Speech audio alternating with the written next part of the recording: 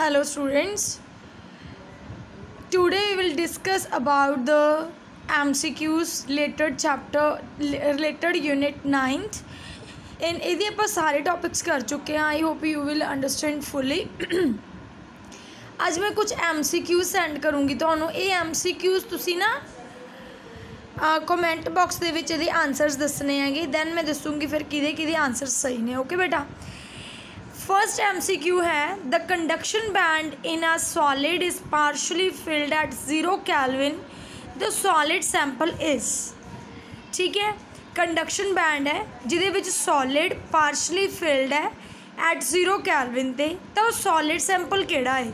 Conductor दा है कि सैमी कंडक्टर है कि इंसुलेटेड है कि नन ऑफ दीज है.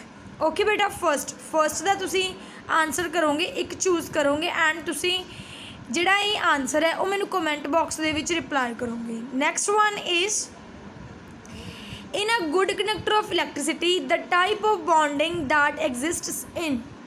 ਗੁੱਡ ਕੰਡਕਟਰ ਆਫ ਇਲੈਕਟ੍ਰਿਸਿਟੀ ਦੇ ਵਿੱਚ ਕਿਹੜੀ ਬੌਂਡਿੰਗ ਐਗਜ਼ਿਸਟ ਕਰਦੀ ਹੈ?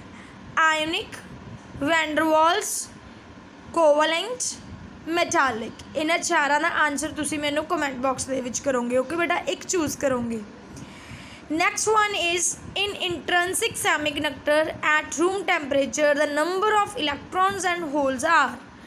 Intrinsic semiconductor ਦੇ ਵਿੱਚ ਜਿਹੜੇ room temperature ਤੇ ਹੁੰਦੇ ਆ, intrinsic ਤੁਹਾਨੂੰ ਪਤਾ ਹੀ ਆ ਪਿਓਰ ਹੁੰਦੇ ਆ ਜਿਹਦੇ ਵਿੱਚ ਕੋਈ ਵੀ impurity ਐਡ ਨਹੀਂ ਕੀਤੀ ਜਾਂਦੀ, ਤਾਂ ਉਸ ਦੇ ਵਿੱਚ ਤੁਸੀਂ ਦੱਸਣਾ ਹੈ ਵੀ number of electron and holes ਕੀ ਰਹਿੰਦੇ ਆ, ਇਕੁਅਲ ਰਹਿੰਦੇ ਆ ਕਿ ਜ਼ੀਰੋ ਰਹਿੰਦੇ ਆ ਕਿ ਅਨਇਕੁਅਲ ਰਹਿੰਦੇ ਆ ਕਿ ਇਨਫਾਈਨਾਈਟ ਰਹਿੰਦੇ ਆ. ਤੁਸੀਂ ਇੱਕ ਆਨਸਰ ਚੂਜ਼ ਕਰੋਗੇ ਇਹਨਾਂ ਚਾਰ ਆਨਸਰ ਕੁਐਸਚਨ ਆਪਸ਼ਨਸ ਦੇ ਵਿੱਚੋਂ. Next one is very important the forbidden energy gap in the conductors, semi conductors and insulators. Conductor EG1 ਹੈ, ਸੈਮੀ ਕੰਡਕਟਰਸ EG2 ਹੈ ਐਂਡ ਇੰਸੂਲੇਟਰਸ EG3 ਹੈ respectively. The relation among them is forbidden energy gap ਦੇ ਵਿੱਚ relation ਦੱਸਣਾ. ਮੈਂ ਤੁਹਾਨੂੰ ਦੱਸਿਆ ਹੋਇਆ ਵੀ ਦਾ ਕਿਹਦਾ ਜ਼ਿਆਦਾ ਹੁੰਦਾ ਕਿਹਦਾ ਘੱਟ ਹੁੰਦਾ. ਦੈਨ ਇਹਨਾਂ ਚਾਰਾਂ ਆਪਸ਼ਨਸ ਦੇ ਵਿੱਚੋਂ ਤੁਸੀਂ ਇੱਕ ਆਪਸ਼ਨ ਦੱਸਣੇ ਆ. ਠੀਕ ਹੈ ਬੇਟਾ. ਦੇਖੋ ਪਹਿਲੇ ਦੇ ਵਿੱਚ ਤਿੰਨੋਂ ਇਕੁਅਲ ਨੇ, ਅਗਲੇ ਦੇ ਵਿੱਚ ਗ੍ਰੇਟਰ ਦੈਨ ਦਾ ਸਾਈਨ ਹੈ ਅਤੇ ਅਗਲੇ ਦੇ ਵਿੱਚ ਲੈਸ ਦੈਨ ਦਾ ਸਾਈਨ ਹੈ ਅਤੇ ਫੋਰਥ ਦੇ ਵਿੱਚ ਲੈਸ ਦੈਨ ਅਤੇ ਗ੍ਰੇਟਰ ਦੈਨ ਦਾ ਵੀ ਸਾਈਨ ਹੈ. ਤੁਸੀਂ ਦੇਖ ਕੇ ਇਹਨੂੰ ਆਨਸਰ ਕਰਨਾ ਹੈ. ਓਕੇ ਬੇਟਾ. Next one is in n-type semiconductor, n-type semiconductor obtained when. n-type semiconductor ਕਦੋਂ obtain ਹੁੰਦਾ ਹੈ? n-type ਆਪਾਂ ਨੂੰ ਪਤਾ ਵੀ ਨੈਗੇਟਿਵ ਟਾਈਪ semiconductor ਹੁੰਦਾ ਹੈ ਜਿਹਦੇ ਵਿੱਚ number of electrons majority carriers ਹੁੰਦੇ ਆ and holes are minority carriers ਹੁੰਦੇ ਆ. ਅਤੇ n-type semiconductor ਦੇ ਵਿੱਚ ਆਪਾਂ ਕਿਹੜੀ ਡੋਪਿੰਗ ਕਰਦੇ ਹਾਂ? ਜਰਮੇਨੀਅਮ ਦੀ ਆਰਸੈਨਿਕ ਨਾਲ ਕਰਦੇ ਹਾਂ ਜਾਂ ਫਿਰ ਜਰਮੇਨੀਅਮ ਦੀ ਇੰਡੀਅਮ ਨਾਲ ਕਰਦੇ ਹਾਂ ਜਾਂ ਜਰਮੇਨੀਅਮ ਦੀ ਐਲੂਮੀਨੀਅਮ ਨਾਲ ਕਰਦੇ ਹਾਂ ਜਾਂ ਫਿਰ ਸਿਲੀਕॉन ਦੀ ਇੰਡੀਅਮ ਨਾਲ ਕਰਨੀ ਹੈ. You have to choose only one option and this option click ਮਤਲਬ ਟਿਕ ਕਰਕੇ ਤੁਸੀਂ ਕਮੈਂਟ ਬਾਕਸ ਦੇ ਵਿੱਚ ਤੁਸੀਂ ਇਹਦਾ ਆਨਸਰ ਕਰਨਾ ਹੈ. ਓਕੇ ਬੇਟਾ. Next one is a P type semiconductor is obtained by doping silicon with. अगर अपनी P type means positive type ਜਿਹਦੇ ਵਿੱਚ holes are majority carriers and electrons are minority carriers, ਕਿਹਦੇ ਨਾਲ ਸਿਲੀਕॉन ਨੂੰ ਡੋਪ ਕੀਤਾ ਜਾਂਦਾ ਹੈ? ਜਰਮੇਨੀਅਮ ਦੇ ਨਾਲ, ਗੈਲੀਅਮ ਦੇ ਨਾਲ, ਬਿਸਮਥ ਦੇ ਨਾਲ, ਫਾਸਫੋਰਸ ਦੇ ਨਾਲ. ਤਾਂ ਤੁਸੀਂ ਚੰਗੀ ਤਰ੍ਹਾਂ ਆਪਸ਼ਨ ਨੂੰ ਦੇਖਣਾ ਹੈ, ਫਿਰ ਕਲਿੱਕ ਕਰਨਾ ਹੈ ਵੀ ਇਹ ਕਿਹੜੀ ਆਪਸ਼ਨ ਆਊਗੀ, ਫਿਰ ਤੁਸੀਂ ਉਹਨੂੰ ਰਾਈਟ ਕਰਨਾ ਕਮੈਂਟ ਬਾਕਸ ਦੇ ਵਿੱਚ. ਓਕੇ ਬੇਟਾ. ਮੈਂ ਫਿਰ ਦੁਬਾਰਾ ਤੋਂ ਕਹਿ ਰਹੀ ਹਾਂ ਵੀ ਇਹ ਦੇਖੋ 1 to 6 ਕੁਐਸਚਨਸ ਨੇ, ਹਾਲੇ ਮੈਂ 12 ਦੱਸੂੰਗੀ. ਇਹ 6 ਕੁਐਸਚਨਸ ਨੇ, ਚੰਗੀ ਤਰ੍ਹਾਂ ਇਹਨਾਂ ਦੇ ਆਨਸਰਸ ਦੇਣੇ ਆ. ਓਕੇ ਬੇਟਾ. ਇੱਕ ਆਪਸ਼ਨ ਚੂਜ਼ ਕਰਕੇ ਉਹਦਾ ਆਨਸਰ ਤੁਸੀਂ ਕਮੈਂਟ ਬਾਕਸ ਦੇ ਵਿੱਚ ਲਿਖਣਾ ਹੈ. ਓਕੇ ਬੇਟਾ. Next one is which type of semiconductor is obtained by mixing of arsenic with silicon. ਕਿਹੜੇ ਟਾਈਪ ਦਾ ਸੈਮੀਕੰਡਕਟਰ ਬਣਦਾ ਵੀ ਉਹ ਐਨ ਟਾਈਪ ਬਣਦਾ ਕਿ ਪੀ ਟਾਈਪ ਬਣਦਾ ਕਿ ਬੋਥ ਬਣਦੀ ਹੈ ਕਿ ਕੋਈ ਵੀ ਨਹੀਂ ਬਣਦਾ? ਤੁਸੀਂ ਉਹਦਾ ਆਨਸਰ ਚੂਜ਼ ਕਰਨਾ ਇਹਨਾਂ ਆਪਸ਼ਨਸ ਦੇ ਵਿੱਚੋਂ ਵੀ N type, P type, both and none. A semiconductor is cooled from T1 Kelvin to T12 Kelvin. Its resistance will. ਕਹਿੰਦੇ ਜੇ ਸੈਮੀਕੰਡਕਟਰ ਕੂਲ ਹੋ ਰਿਹਾ T1 ਟੈਂਪਰੇਚਰ ਤੋਂ ਲੈ ਕੇ T2 ਟੈਂਪਰੇਚਰ ਤੱਕ ਉਹਦੀ ਰੈਜ਼ਿਸਟੈਂਸ ਕੀ ਹੋਊਗਾ, ਡਿਕਰੀਜ਼ ਹੋਊਗੀ, ਇਨਕਰੀਜ਼ ਹੋਊਗੀ, ਜਾਂ ਫਿਰ ਫਸਟ ਡਿਕਰੀਜ਼ ਦੈਨ ਇਨਕਰੀਜ਼ ਹੋਊਗੀ, ਜਾਂ ਫਿਰ ਵਿਲ ਨਾਟ ਚੇਂਜ। ਤੁਸੀਂ ਇਹਦਾ ਆਨਸਰ ਵੀ ਕਮੈਂਟ ਬਾਕਸ ਦੇ ਵਿੱਚ ਦੇਣਾ। ਓਕੇ ਬੇਟਾ।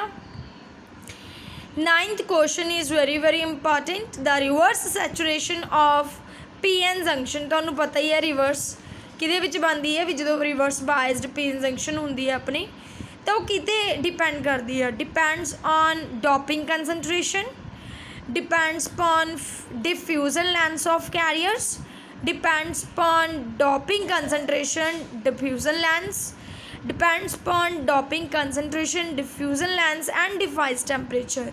तो तुसी इन्हां दे विचों एक ऑप्शन चूज करनी है। ओके बेटा, एंड दसनी है मैनू किहड़ी ऑप्शन सही है, एंड फिर मैं तुहानूं दसूँगी भी किहड़ा तुहाडा क्वेश्चन सही है किहड़ा गलत है।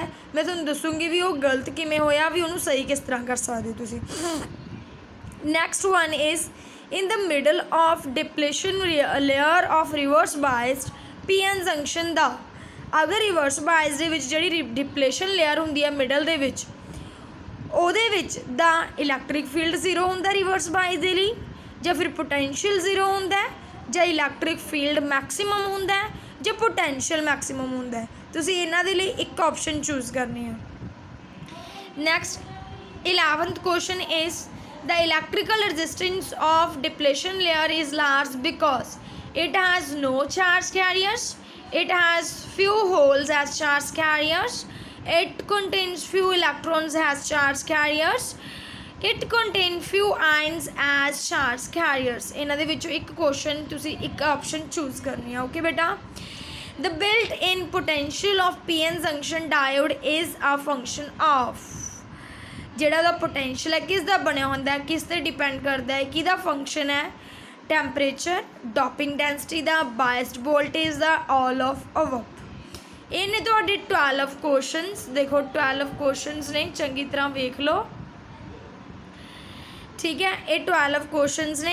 अगर तुहानूं कोई प्रॉब्लम, वैसे तो मैं सारे करवा चुकी हाँ टॉपिक, तो मैनू लगता नहीं भी तुहानूं कोई प्रॉब्लम होनी है, क्योंकि मैं बहुत चंगी तरह एक्सप्लेन करके सारे टॉपिक्स की वीडियो बनाई है।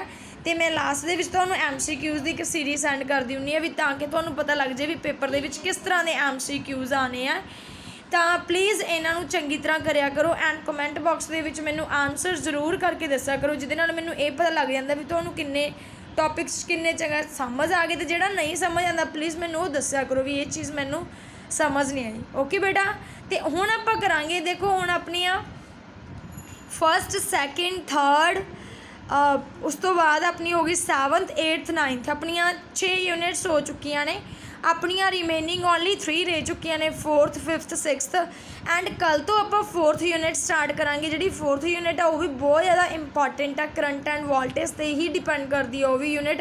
आपां उन्हां दी वीडियोज़ भी बहुत वधिया बनावांगे, जिहड़ियां तुहानूं समझ भी आउणगीआं एंड वधिया भी लगणगीआं। ओके बेटा, थैंक यू।